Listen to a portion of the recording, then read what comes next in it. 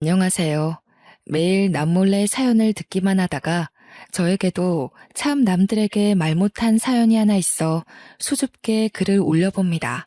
그때만 생각하면 제가 진짜 귀신이라도 씌었나 싶을 정도로 기이한 일이 아닐 수 없네요.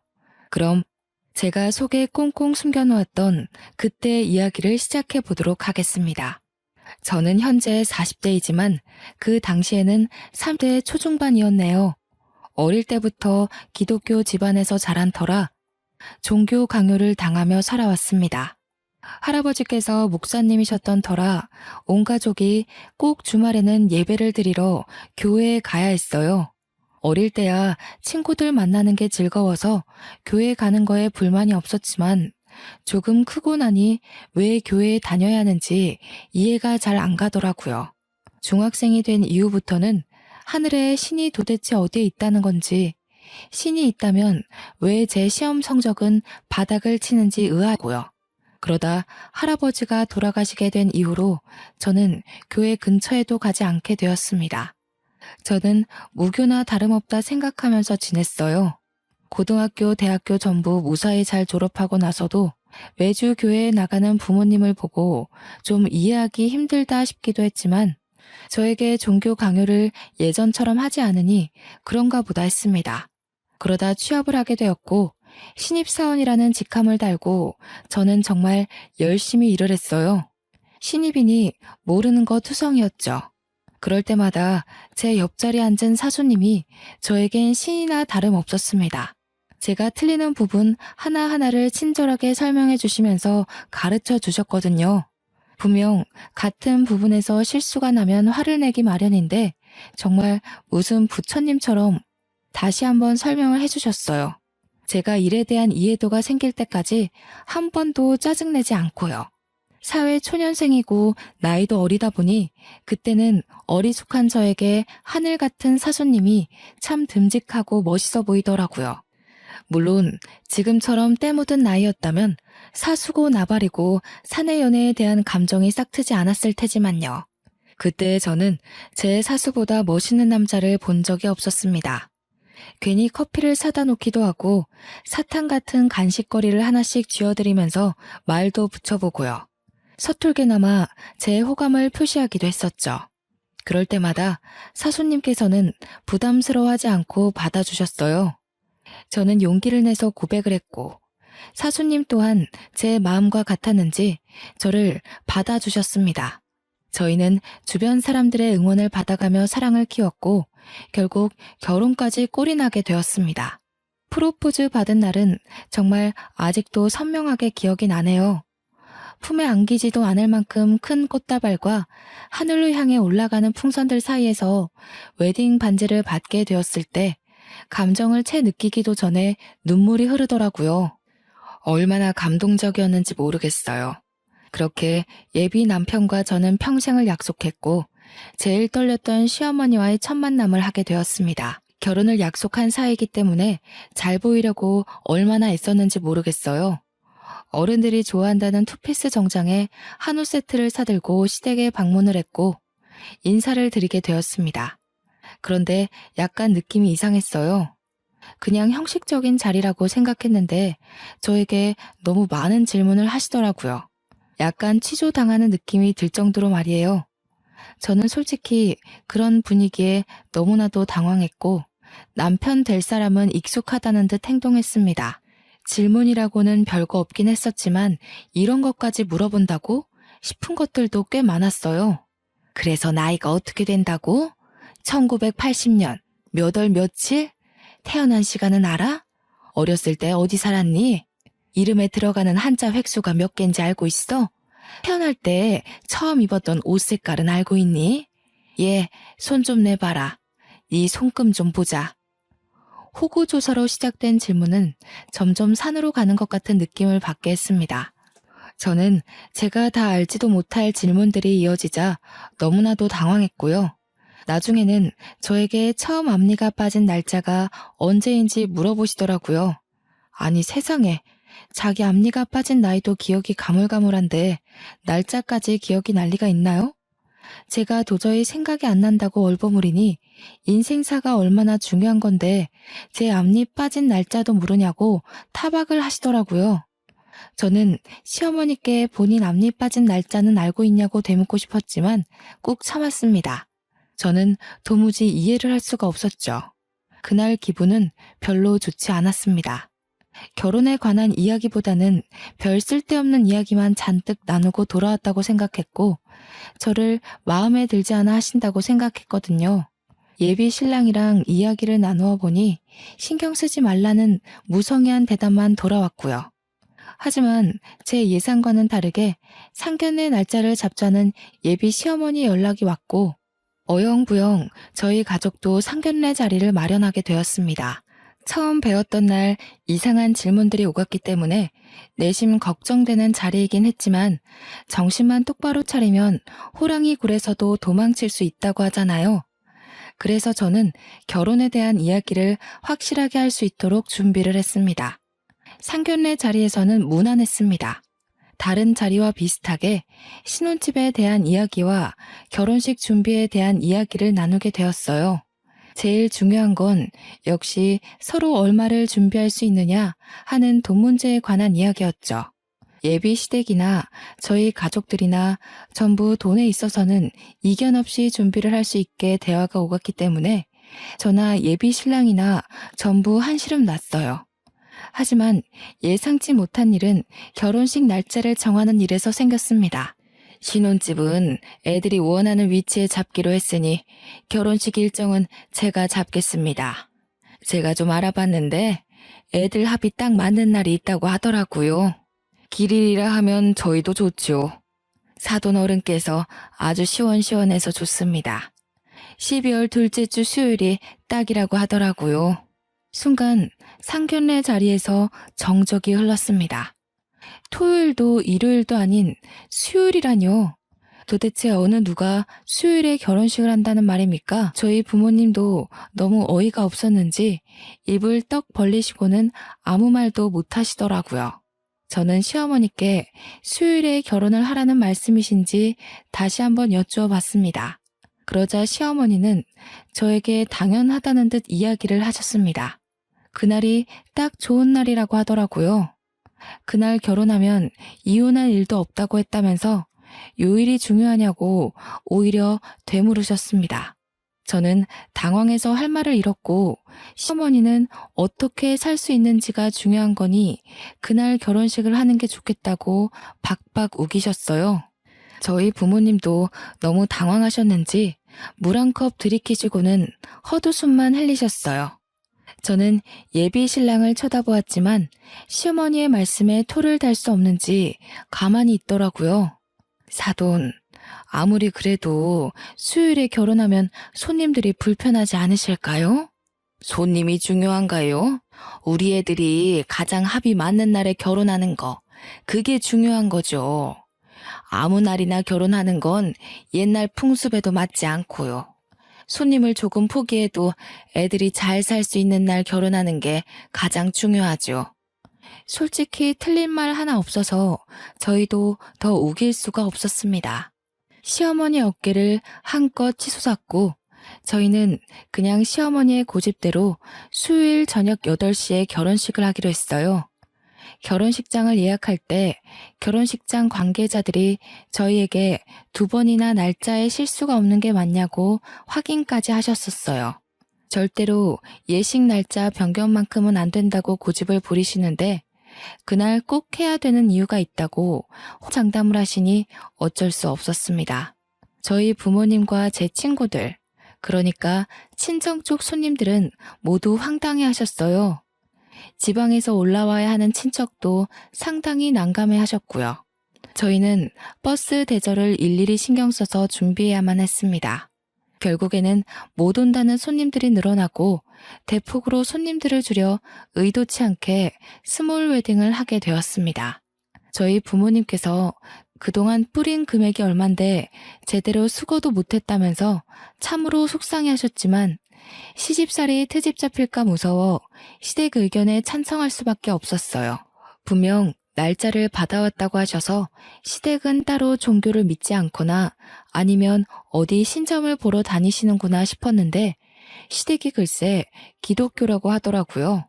저희 부모님도 모태 신앙이셔서 그 부분은 참 마음에 든다고 하시면서도 그럼 왜 결혼식 날짜에 그리 신경을 쓰셨지 하시며 의문을 가지셨습니다. 예비 시어머니는 저 결혼식에 목사님께서 주례를 서주시기로 했다고 하셔서 오히려 다행이라고 생각했습니다. 사실 마땅히 주례를 봐주실 분이 없었거든요. 저희 집에서도 목사님이라고 하니 상당히 좋아하셨고요. 그런데 또다시 문제가 발생했습니다. 신혼집이며 혼수며 준비도 다 잘 되었고 결혼식 날짜가 마음에 걸리지만 그래도 다 잘 해결됐으니 다행이지. 우리 이제 결혼하면 주말에는 뭘 하는 게 좋을까요? 나는 취미 생활을 하나 같이 했으면 좋겠는데 운동이든 뭐든요. 그러자 남편은 저를 빤히 쳐다보더니 약간 곤란하다는 듯이 말을 이어나갔습니다. 주말에? 주말에는 교회 가야지. 우리 어머님 소원이 며느리랑 같이 교회 다니는 거였거든. 토요일이나 일요일 오후에는 둘이 놀러 다니거나 취미생활 하는 거 다 좋은데 일요일 오전에 교회는 꼭 같이 갔으면 좋겠어. 저는 미리 정해진 이야기가 아니었기 때문에 또다시 당황스러워 말을 잇지 못했습니다.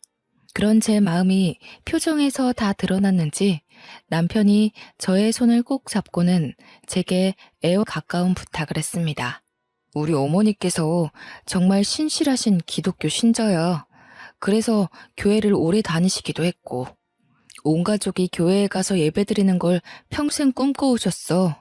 며느리가 생기면 같이 손잡고 예배 보고 밥도 먹고 하고 싶다고 하셨고 내가 나머지 시간에 당신이 스트레스 받지 않도록 잘할게. 그러니까 일요일 오전만큼은 교회에 같이 다녀줬으면 좋겠어. 대신 제사도 없고 별다른 가족 행사로 귀찮게 하지 않을 테니 그 부분은 안심하라고 했어요. 인터넷에서 보면 제사 지내는 걸로 상당히 많은 트러블이 생기잖아요. 그런데 제사가 없다고 하니까 교회 정도야 나가도 되겠다 싶더라고요. 한평생 소원이라고 하셨다는데 못 들어줄 이유가 없다고 생각했고요. 그렇게 결혼하고 처음으로 교회에 간 순간 저는 많이 당황스러웠어요. 저희 부모님과 어렸을 때 다녔던 교회의 모습과는 많이 달랐습니다. 뭔가 분위기가 목사님 위주로 돌아가는 것 같았어요. 신도들이 전부 목사님의 말에 엎드려 절을 하는 듯한 분위기였거든요. 너무나도 생소한 분위기였지만 시어머니는 제가 교회에 나왔다는 이유로 너무나도 저를 예뻐해 주셨습니다. 신도들에게도 제 자랑을 얼마나 하시던지 쥐구멍에 숨고 싶은 심정이었어요. 며느리가 시키지도 않았는데 같이 교회를 다니겠다고 했다면서 자랑을 하시는데 제가 그런 말을 한 적도 없는데 나서서 설레발을 치시니 좀 부끄럽더라고요. 어머님께서 이렇게나 좋아하시니 일요일이 기다려지더라고요. 저와 남편은 시댁에서 저를 예뻐해 주시니 당연히 더욱더 사이가 좋아졌어요. 저희의 신혼생활을 방해하는 게 아무것도 없었거든요. 자녀 계획을 일찌감치 세웠던 터라 얼른 저희에게 이세가 찾아오기만을 손꼽아 기다렸습니다. 물론 친정도 시댁도 손주를 얼른 보고 싶어 하셨고요. 당연히 빨리 아이를 키우고 노후를 즐기자는 마음으로 이세 계획을 했기에 피임 같은 건 하지 않았습니다. 나이도 많은 편은 아니니 아이가 일찍 찾아와 줄 것 같았고요. 그렇게 신혼생활이 3개월쯤 지났을 때 시어머니는 대뜸 저에게 좋은 소식은 없냐면서 전화를 하셨습니다. 아이 말씀이시죠? 천천히 마음 먹으면 찾아올 거라고 생각하고 기다리고 있어요. 아직 나이도 많은 편은 아니라서 금방 생기지 않을까요? 그래, 알아서들 잘하겠지. 다름이 아니라 너 앞으로는 속옷을 흰색만 입어라. 네? 그게 무슨 말씀이세요? 일단 너랑 빨간색은 절대 상극이라고 하니까 속옷은 물론이고 옷도 빨간 옷 절대 입지 말고 내가 하는 말 하나하나 새겨듣는 게 좋을 거야. 제가 화려한 속옷을 즐겨 입는 건 아니었지만 아무리 그래도 며느리한테 속옷 색깔까지 지정해주는 시어머니는 없지 않나요? 그날 저녁 남편에게 시어머니께서 이런 전화를 하셨다고 말을 했어요. 여보, 오늘 어머님께서 갑자기 전화하셔서는 나보고 흰색 속옷만 입으라고 하시는 거 있지? 그래? 엄마가 또 어디서 이상한 소리를 듣고 왔나? 아니, 시댁 식구 전부 교회 다닌다면서 그렇게 전보로 다니셔도 되나? 남편은 점이라니 무슨 소리냐며 저에게 되물었어요. 저는 제 생각을 아무렇지 않게 이야기를 했습니다. 그렇잖아. 결혼식도 무조건 수요일에 해야 된다고 하시고, 속옷도 절대로 흰색만 입으라고 하시고, 나보고 빨간색이 상극이니까 옷도 같은 건 절대 입지 말라고 하시던데? 엄마가 전보로 다닐 사람이 아닌데. 절대 우리 엄마 앞에서 그런 이야기 하지 마. 모태신앙으로 버텨오신 분이라 점이니 무당이니 그런 소리 하면 화 엄청 내실 거야. 저는 대충 알겠다고 대답하고 넘어갔습니다. 모태신앙이라면서 점보러 다니는 시어머니도 이해가 안 갔지만 남편 또한 저런 소리를 들었다는데 시큰둥한 반응이라 이해가 가질 않았어요. 그렇게 또 바쁜 한 주가 지나가고 시어머니와 함께 예배를 드리고 시댁에서 밥이나 먹자고 하길래 따라갔습니다. 화장실이 가고 싶어서 시아버지와 남편이 잠시 밖으로 담배 피러 간 사이에 화장실에 들어가 변기에 앉아 있는데 갑자기 문이 덜컥덜컥 하더라고요. 어머님이 급하신가 싶어서 저 화장실에 있다고 소리를 쳤는데 갑자기 문이 확 열렸어요. 아, 어머니, 저 있다니까요. 제가 너무 놀라서 급하게 가릴 부분만 가리고 어머님께 소리를 쳤는데 저를 빤히 보더니 갑자기 화를 내시더라고요. 저는 놀래서 어머님을 밀어내고 화장실 문을 다시 잠갔어요. 아까도 분명 잠갔는데 어머님 손에 열쇠가 있는 걸 봐서는 억지로 문을 여신 것 같았습니다. 놀란 가슴을 가라앉히고 나와서 어머님께 저도 화가 나서 소리를 쳤습니다. 어머님, 제가 있다고 했는데 그렇게 문을 여시면 어떡해요? 예, 너 내가 뭘 했어? 절대로 흰색 속옷만 입어야 한다고 했지. 내 말이 아주 말 같지 않지? 어? 그래서 나를 무시하고 지금 색깔 있는 속옷을 입은 거 아니야? 어머님, 왜 흰색 속옷만 입어야 하는데요? 그래야 빨리 애가 들어선다고 했단 말이다. 도대체 누가요? 어머님, 혹시 점 보러 다니셔요? 얘가 아주 큰일 날 소리를. 하나님께서 지켜보고 계신데 무슨 점을 보러 다녀? 그럼 누가 그런 소리를 하는데요? 우리 목사님께서 그러셨다. 손주 빨리 보고 싶으면 며느리한테 절대로 흰색 속옷만 입으라고 전하라고. 기도해서 응답받으셨다고 그러셨어. 저는 정말 너무나도 당황스러웠습니다. 다른 사람도 아니고 목사님이 그런 소리를 하셨다고 하니까요. 저는 시어머니께 목사님이 그런 소리를 하고 다녀도 되는 거냐고 되물었습니다. 그러자 시어머니는 더욱 화를 내면서 말씀하셨어요. 지금 우리 목사님 흉 보는 거니? 그런 소리를 뭐 아무한테나 해주는 줄 알아? 나처럼 20년 이상 믿고 따르는 신도들만 모여서 기도의 응답을 알려주시는 거야. 매주 금요일 오전에 몇몇 신도들만 모여서 그렇게 기도회를 한단다. 그때 목사님께서 가족 간의 평안을 위해 물음을 하시고 응답이 오면 하나하나 알려주신단다. 네가 우리 집에 어떻게 시집 오게 됐겠니? 다 목사님께서 며느리를 받아야 한다고 응답을 받으셨기 때문이지. 어머님, 이게 다 무슨 말씀이신지 모르겠어요. 저와 오빠가 서로 사랑해서 결혼하게 된 거지. 목사님이 점 찍어주셔서 결혼한 게 아니에요. 너를 집안에 들여야 부흥이 된다고 했다고. 그 말이 얼마나 대단한 말인지. 너 딱 시집 온 날부터 너네 시아버지 사업이 술술 풀리기 시작했잖니. 지금 거래처가 2배로 늘어나서 너 시집 오기 전보다 딱 매출이 4배가 올랐어. 그래서 지금 목사님 말 때문에 저한테 흰색 속옷만 입으라고 하신 거예요? 2년 동안 잠잠하던 사업이 갑자기 부흥한 것도 그렇고 그동안 우리 집안의 대소사를 전부 목사님께서 응답을 받으시고 해결해 주셨다니까. 아가, 네가 건강한 거 다 알지. 근데 임신은 하늘에서 아이를 내려주셔야 하는 거 아니겠니? 속는 셈 치고 딱 흰색 속옷만 입고 지내봐라. 응? 그 뒤로 저는 속눈샘 치고 시어머니의 말씀대로 흰색 속옷을 입었어요. 그러자 정말 3개월 만에 임신이 된 거예요. 임신 테스트기에 두 줄이 딱 떴을 때 저는 임신에 대한 기쁨보다 정말 흰색 속옷 덕분인가 싶은 마음이 먼저 들었습니다. 양가의 임신 사실을 알렸을 때에도 시어머니는 저에게 축하한다는 말보다 목사님 덕이라는 이야기를 먼저 하셨습니다. 흰색 속옷을 입으면 아이가 바로 들어설 거라고 하지 않았느냐며 저에게 의기양양하게 말씀하셨습니다. 자기 말 들어서 절대로 손해볼 게 없다면서 이게 다 전지전능하신 목사님의 기도 덕이라고요. 완전 기세등등하셔서 말씀을 하시는데 솔직히 저도 혹하더라고요. 꾸준히 아이를 가지려고 시도하고 있었지만 그래도 사람에게 조바심이라는 게 생기기 마련이잖아요. 가서 검사라도 한번 해봐야 하나 하는 그 타이밍에 정확히 아이가 들어서니 저도 점점 종교에 빠지게 되었습니다.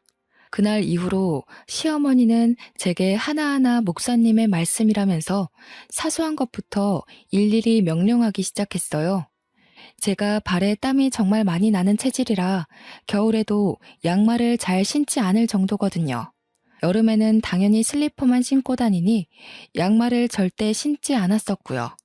그런데 시어머니는 저에게 집안에서 양말을 신고 다니라고 하셨어요. 양말이요? 어머니 저 발에 땀이 많아서 양말 신으면 오히려 더 냄새나고 불편해요. 내 말 들어서 어디 손해본 적 있니? 목사님께서 너 양말 안 신고 다니면 한번 탈 난다고 하더라. 임신도 했는데 널 위해서 하는 말이니까 양말 신고 다녀. 양말 신고 다녀. 알겠어? 임신해서 몸은 점점 불어나고 다리도 붓고 더워 죽겠는데 양말까지 신으려고 하니까 죽겠더라고요. 게다가 날이 점점 더워지고 있어서 양말에는 절대로 손이 가지 않았어요. 매일같이 양말 신었냐고 물어보시길래 그냥 거짓말로 양말 신었다고 대답하고는 신지 않았었죠. 그런데 정말 거짓말같이 사고가 난 거예요. 계단을 내려가다가 발을 삐끗했는데 발목이 확 접질려서 인대가 늘어나고 말았습니다. 저는 바로 병원으로 갔고 임신 중이라 간단하게 부목을 대고 반깁스를 했어요. 제 이야기를 들은 시어머니께서 그날 바로 전화해서는 제게 호통을 치셨습니다. 너 양말 안 신었지? 하며 제가 다쳤다는 이야기를 하자마자 말씀을 하시는데 정말 깜짝 놀랐어요. 진짜 온몸에 소름이 오소소 돋더라고요. 속옷도 그렇고 양말도 그렇고 뭔가 타이밍이 짜맞춘 듯이 흘러가니까요. 저는 우물쭈물 대답을 못했어요.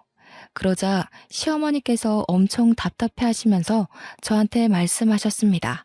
잘 되라고 우리 목사님께서 금요 기도회에서 응답을 전파해 주신 건데 그걸 왜 안 듣고 그러니? 안 되겠다. 너 나 따라서 기도회에 한번 참석하자. 금요일 오전에 시간 비워도. 저는 울며 겨자 먹기로 금요일 오전에 시어머니께서 믿어 의심치 않는 기도회에 참석하게 되었습니다. 그런데 제가 말씀을 따라하고 응답을 받으려고 하는데 목사님께서 저에게는 말을 해줄 수 없다고 하셨습니다. 제가 세례를 받지 않은 사람이기 때문에 기도회에 참석해서는 안 된다고요.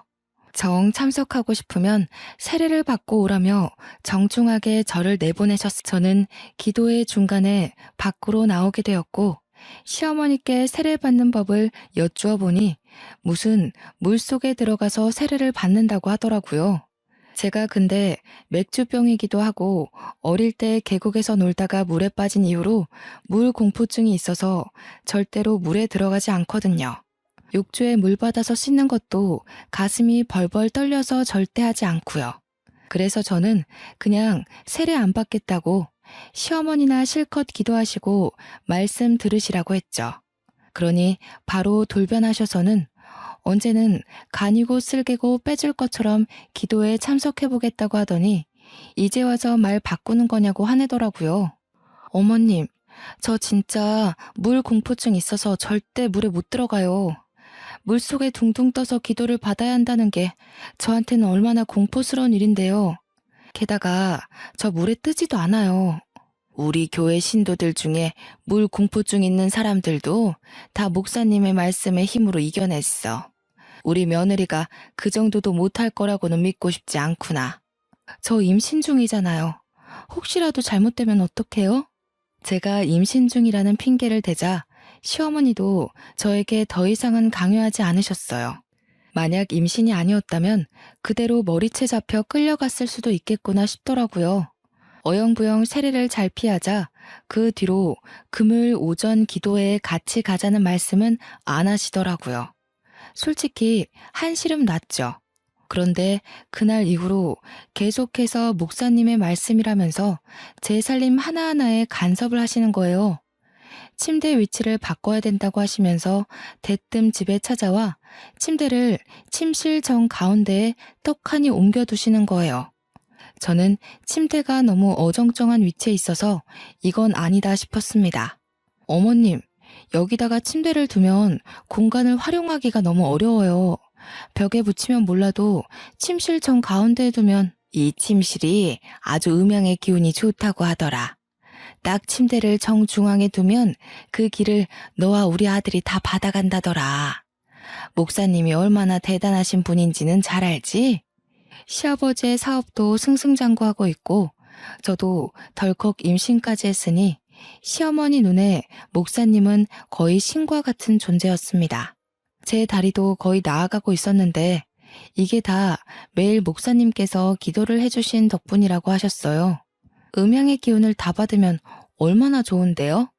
시어머니께서는 우물쭈물 하시면서 몸이 튼튼해지지 않겠냐며 엉뚱하게 대꾸하셨습니다. 시어머니도 제대로 아는 건 없는 것 같았지만 집을 3개 부리길래 어쩔 수 없이 침대를 침실 정 가운데에 두었습니다. 오며 가며 얼마나 불편하던지 그날 저녁 남편이 집에 돌아와서는 침대가 왜 여기에 있냐고 구석으로 밀어두려고 하더라고요. 평소 같았으면 남편이 하는 일이니 시어머니도 별 말씀 못하겠지 싶어 냅두는데 이상하게 그날따라 시어머니의 말씀이 자꾸 귀에 맴돌았어요. 몸이 튼튼해질 거라는 말이요. 제 뱃속엔 아이도 있었으니까 왠지 그 기운이 받고 싶어지더라고요. 그래서 그냥 내버려 두자고 했습니다. 침대 모서리에 다리를 찢기도 하고 공간을 애매하게 차지하는 바람에 화장대도 치워야 했지만 적응하면 괜찮겠지 싶었어요. 그런데 남편이 퇴근길에 큰 교통사고가 났다는 거예요. 저는 교통사고가 났다는 소식에 놀래서 휴대폰도 두고 택시를 타고 병원에 갔어요. 그런데 우리 남편이 응급실 침상도 아닌 의자에 멀뚱멀뚱 앉아 있더라고요. 저는 너무 놀래서 막 달려가 남편의 이곳저곳을 살펴보았습니다. 너 다친 데가 하나도 없어.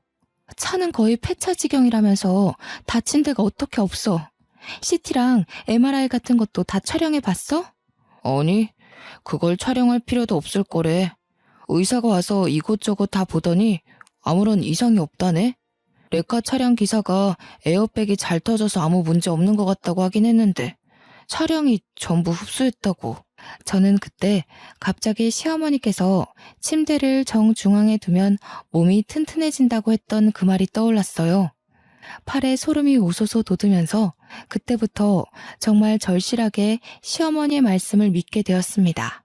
누구보다 열심히 교회에 나가서 봉사를 하고 목사님의 말씀 하나하나를 귀 기울여 듣게 되었어요. 시어머니는 그때부터 저에게 과한 것들을 요구하기 시작했지만 저는 군소리 없이 전부 따르게 되었습니다. 믿어서 손해볼 일은 단 한 번도 없었으니까요. 예, 오늘 기도 말씀에서 옷장에 옷을 전부 뒤집어서 걸어두라고 하더라. 안쪽에 붙은 택이 바깥에 오도록. 그래야만 네가 진통을 오래 안 겪고 아이를 낳을 수 있대. 저는 그 이야기를 듣자마자 옷장에 있는 옷을 전부 꺼내서 뒤집어서 옷걸이에 걸어놓았어요. 꼬박 3시간이 걸리는 일이었지만 옷장에 옷을 다 뒤집어 걸어놓으니 마음의 안정이 찾아오더라고요. 아이를 낳을 시점이 다가오고 있어서 그런지 배가 살짝 뭉치는 느낌이 들었지만 그래도 순산할 수 있다고 하니 기분은 나아지더라고요. 그렇게 한 달이 지나고 진통이 찾아왔고 저는 양수가 터진 상태로 급하게 산부인과에 입원을 하게 되었습니다. 보통 첫 아이를 낳을 때 10시간 이상 진통을 한다고 했고 자궁 문도 천천히 열린다는 이야기를 들어서 만발의 준비를 했어요. 그런데 산부인과에 입원한 지 얼마 안 되어 내진을 했는데 간호사분이 급하게 의사 선생님을 호출하더라고요. 출산 진행이 빠르게 되어 이미 자궁문이 9cm 열렸다는 이야기를 해주셨어요. 저는 정신이 없는 상태로 무통주사도 맞지 못하고 바로 출산을 할 준비를 했습니다. 분만실에 들어가 힘주라는 소리를 듣고 힘을 빡 주었는데 뭔가가 쑥 하고 빠져나오는 기분이 들었어요. 그러면서 진통이 싹 사라지더라고요. 첫 분만에 이렇게 빠르게 출산한 산모도 드물다면서 고작 4시간밖에 걸리지 않았다고 의사 선생님께서는 저를 칭찬해 주셨음. 제 품에 아이를 안겨주시는데 너무나도 감동이었어요. 친구들은 12시간, 길게는 40시간도 진통을 했다는데 저는 정말 4시간 만에 아이가 쑥 하고 나왔어요. 회복도 어찌나 빨랐던지 후페아리도 없이 바로 걸어다니고 밥도 먹고 할 거 다 하면서 퇴원했습니다. 조리원으로 이동하는 내내 시어머니께서는 다 옷장에 옷을 거꾸로 걸어둔 덕분이라고 하셨어요. 저도 정말 신의 뜻대로 하니 아무 어려움 없이 출산을 마치는구나 싶었습니다. 조리원에 도착해서 2주간 푹 쉬려고 하는데 시어머니께서 또 한 번 신신당부를 하시더라고요. 목사님께서 그러시는데 절대로 고춧가루를 먹으면 안 된다더라. 아이한테 아토피가 생길 수 있다고 하니까 절대로 고춧가루를 먹지 마. 저는 고개를 끄덕였습니다. 하지만 평소에도 매운 걸 정말 좋아하는 제가 고춧가루를 끊으려니 너무 힘들더라고요. 조리원에 들어온 3일차에 저도 모르게 김치를 먹고 말았어요. 그러고 아이를 보러 내려갔는데 아이의 얼굴이 새빨간 거예요. 저는 우리 아이의 얼굴이 왜 이렇게 빨간색이냐고 조리원에 계신 직원분께 여쭈어 봤습니다. 그러자 웃으시면서 태열이 올라와서 그런 거라고 너무 걱정하지 말라고 하셨어요. 이러다가 금방 가라앉을 테니 로션을 잘 발라주라고 하시더군요. 하지만 저는 찝찝한 마음에 그때부터 다시 김치는 쳐다도 보지 않고 고춧가루가 들어간 음식은 손도 대지 않았습니다. 물론 아이에게 로션을 꾸준히 발라주며 보습도 해주었고요. 그러자 3일 만에 다시 아이의 피부가 가라앉더라고요. 고춧가루를 먹어서 정말 태열이 올라왔던 거구나 싶어서 저는 조리원에서 나와서도 절대로 고춧가루가 들어간 음식은 먹지 않았습니다. 그봐, 내가 고춧가루 먹지 말랬지? 지금부터는 가정의 평안을 위해 기도를 꼬박꼬박 해야 해. 그러니까 제일 안 좋다는 오후 4시 44분에 기도를 해야 된다. 기도를 매일요? 아니 어머님, 제가 그렇게까지 해야 되는 거예요? 매일 기도를 드려야 효과가 있지.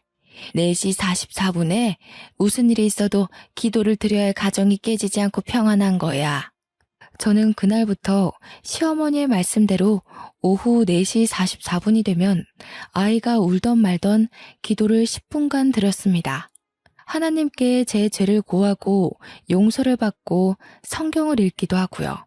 그렇게 아이가 태어난 지 50일 정도 지났을 때 친정 부모님께서 아이가 보고 싶다고 하셔서 집으로 초대를 했어요. 그런데 엄마는 저희 집안의 모습을 보고 경악을 금치 못하시더라고요. 얘, 침실 한가운데 왜 침대가 떡하니 있니? 창가 쪽으로 밀어놓지 않고. 저는 음양의 기운이 가장 잘 받는 자리라 거기다 두었다고 대답했습니다. 제 대답에 너무 놀란 친정엄마는 그때부터 집안 구석구석을 살펴보기 시작하셨습니다. 어머니께서는 제게 옷을 왜 다 거꾸로 뒤집어 걸어 놓았느냐고 물어보셨고 저는 아무렇지 않게 그렇게 해야지만 아이를 순산할 수 있다고 했다고 대답했고요. 그 덕에 내가 만에 순산하지 않았느냐고 덧붙였더니 어머니의 표정이 점점 굳어지셨어요. 그 뒤엔 냉장고를 열어 고춧가루가 든 음식이 하나도 없다며 무슨 맛으로 이 반찬을 먹냐고 하셨고 저는 하나님의 뜻이라고 말씀드렸습니다. 고춧가루가 든 음식을 먹었다가 아이에게 태열이 올라 고생했다고요. 어머니께서는 저에게 무슨 사이비 종교에 빠진 거냐며 아버지께 제가 미친 것 같다고 말씀하시더라고요. 이게 다 시어머님이 다니시는 교회 목사님께서 알려주신 거예요. 양말 안 신고 다녔다가 발목 다치고 나서 얼마나 후회를 했는지. 거기다가 그 말 하나하나 들었더니 시댁 사업도 잘 되고 남편 교통사고 때도 아무 문제 없고, 고춧가루를 먹어서 태열이 오른 게 아니라 원래 신생아들은 그래. 태열이 올랐다가 가라앉고 그러는 거지. 모든 아이들이 그런 거야. 모든 아이들이 그런 거야. 그리고 애초에 임신했을 때부터 너 골반이 넓고 걷기 운동을 자주 해서 순산할 거라고 했었잖아. 물론 4시간 만에 낳은 건 빠르긴 했지만 그게 어떻게 옷을 뒤집어 걸어놓은 덕이겠니? 이서방 교통사고도 그래. 차가 충격을 다 흡수해서 이서방이 멀쩡한 거라고 했다며? 엄마, 지금 몇 시야? 나 기도해야 돼. 오후 4시 44분이 딱 되자 알람이 울리기 시작했고, 저는 옆에서 잔소리를 하시는 어머니의 말씀을 무시하고 드리기 시작했습니다. 오늘 있었던 죄를 고하고 용서를 위한 기도를 시작했습니다. 중얼중얼 기도를 드리자 옆에 계시던 어머니의 표정이 점점 싸늘하게 바뀌기 시작했어요. 그 순간 아이가 갑자기 잠에서 깨어났는지 울기 시작했습니다. 어머니께서는 아이가 우는데 무슨 짓이냐며 제게 소리를 치셨습니다. 하지만 저는 어머니의 말씀이 들리지 않는 척 무시를 하고 찬송가를 꺼내어 찬송을 부르기 시작했습니다. 그러자 더 이상 참을 수 없었는지 어머니께서 제 뺨을 짝소리나게 치시는 거예요. 저는 얼얼해진 뺨을 붙잡고 놀래서 어머니를 바라보았습니다. 이 미친 기집애가 어디 사이비에 빠져가지고 지금 애가 오는데 이런 짓을 하고 있어. 이렇게 안 하면 우리 가정의 평안이 사라진다고요. 네 외할아버지가 목사님인 건 잊어버렸니? 언제 외할아버지가 이런 짓 하신 적이 있어? 사람이 시간의 순리대로 살고 일이 생겨도 다 각자의 능력으로 해결하는 거지. 말도 안 되는 사이비 목사 말에 빠져가지고는. 외할아버지 이야기가 어머니의 입에서 탁 터지자마자 정말 머리 한 대 얻어맞은 것 마냥 정신이 들더라고요. 생각해보니 어머니의 말씀도 틀린 게 하나도 없는 거예요. 아이를 가지려고 피임을 하지 않았으니 흰색 속옷을 입던 말던 임신은 당연한 거였고, 계단에서 내려오다가 다리를 접질렸던 것도 제가 급한 마음에 서둘러서 슬리퍼 신고 내려가다가 턱에 걸려 접질린 거였고요. 너무 당연하게 일어날 수 있었던 일이었는데 그동안 시어머니의 말씀만 믿고 다 그런 줄 알았던 거였어요. 시아버지의 사업도 그동안 탄탄한 기반을 가지고 운영하셨으니 거래처가 늘고 매출이 늘어나는 것도 당연한 거였고요. 음양의 기운을 받아 남편이 튼튼해져서 사고를 당했어도 다친 데 하나 없었던 것도 그냥 운이 좋아서였던 거였고요. 아이의 태열도 정말 흔하게 발생하는 일이었는데 제가 왜 고춧가루 든 음식을 먹지 않고 버텨냈는지, 갑자기 정신이 들고 나니까 이딴 기도가 무슨 소용이 있나 싶더라고요. 어머니께서는 씩씩거리면서 저희 아버지와 함께 저를 말리고 있었고, 아이는 울음을 그칠 줄 몰랐습니다. 멍했던 정신이 돌아오자 우는 아이가 걱정되어 바로 안아주었어요.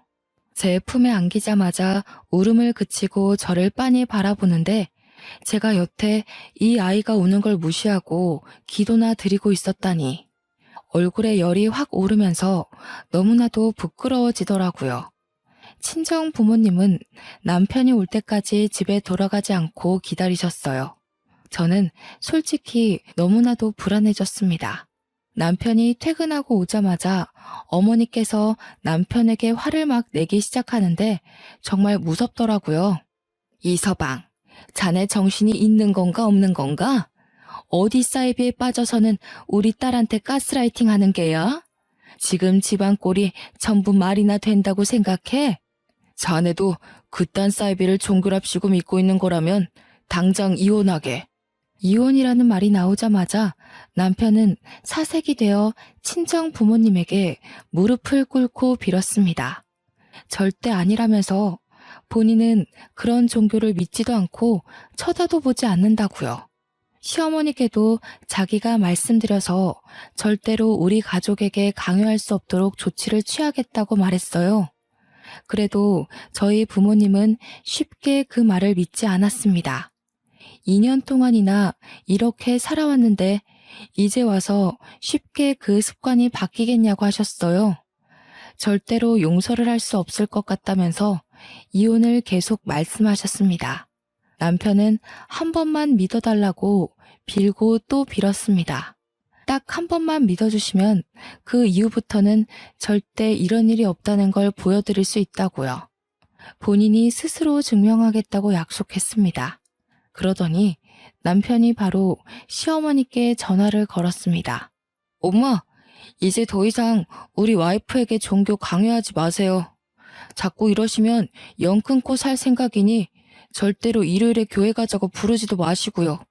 시어머니의 당황하신 목소리가 전화기 너머로 들려오긴 했지만 남편은 전화를 뚝 끊어버리셨습니다. 친정 어머니는 제 머리에 꽂힌 보라색 머리핀을 보더니 이것도 시어머니가 시킨 짓이냐며 머리핀을 휙 던지시더라고요.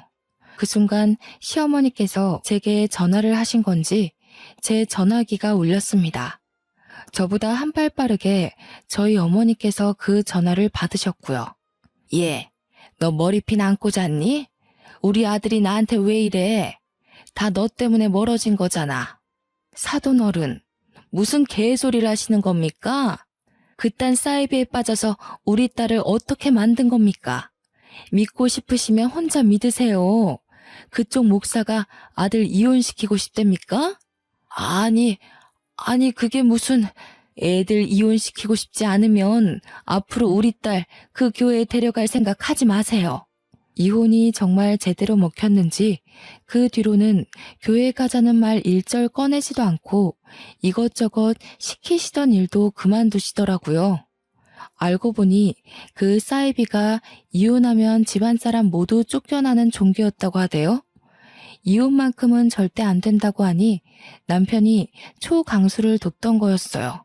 더 이상 시어머니께서 제게 이상한 짓을 요구하는 일은 아직까지도 일절 없고 혹여라도 이혼 이야기가 나올까 무서워 제 눈치까지 보고 계십니다. 저는 친정 식구들과도 절대로 그런 종교에 빠지지 않기로 약속을 했고 지금은 둘째까지 낳아 잘 살고 있는 중입니다. 아마도 저처럼 언제 빠졌는지도 모르게 사이비 종교에 물들고 있는 분들도 분명 있을 거라 생각합니다. 원래 모든 일은 자기가 믿기 나름이라고 생각해요. 저는 현명하게 제 힘으로 스스로 헤쳐나오진 못했지만 다른 분들은 가능할 거라 믿습니다. 시댁에 절대 휘둘리지 말고 며느리들 모두 자기 삶을 찾도록 해요. 제 이야기를 들어주셔서 감사합니다.